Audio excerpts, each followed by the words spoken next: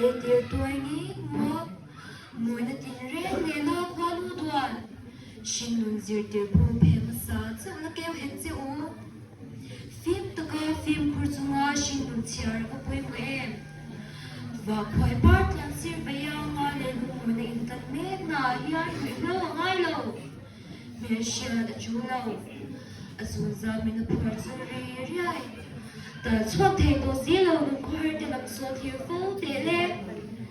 ê khai liệt thay thùng ri ai à bút sang linh dọc mà ngao cái việc gì như ô phát sinh ra lan nhang bốn qua đến nọ mà đi mua ít bia mấy à xuân thì nó cũng vô tiền thằng ô ăn mấy nó quá đến số phim phơi lệ để khai mi tin mấy con bồi nuôi nó khó về là hiền mi pa mi chia ni ngắm mà chú linh mi pa ni ring si mi chia em buông tin cắt mi chia ni si ang si lâu con bung tua thì sim phúc gì mà lên con sạc làm unao BTS im song hoa tin hùng đàn in tuần rét dùng hiền mi pa ni mi chia na hi lâu thân lú xuống chết ê khai mình bật mấy chiếc nó mưng ông xóa đại trang nó để tí xin đủ nó thở áo xóa đi nó tuồng phúc chứ mô lên ba chỉ nó để phim phun nó để đi mà chẳng lâu anh nhỉ với xóa mô in trên mai thì mình bù là nó thôi bị lệ phụ ông phùng thế các social media hi tập doan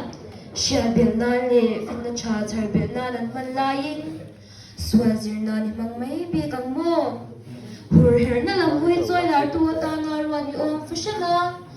tak salam tam zung a thala le po siam hi chim ve hlek suam che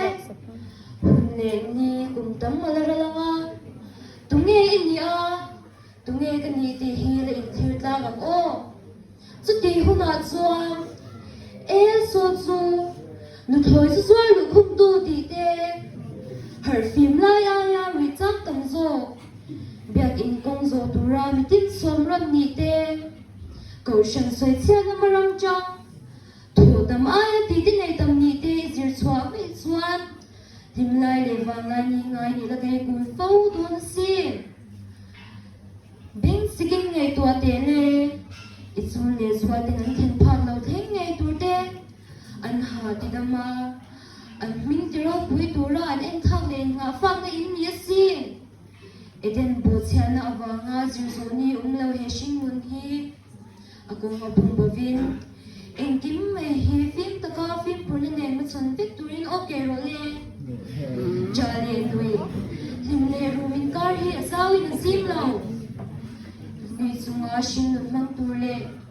itang khwa vela parvu zel thainan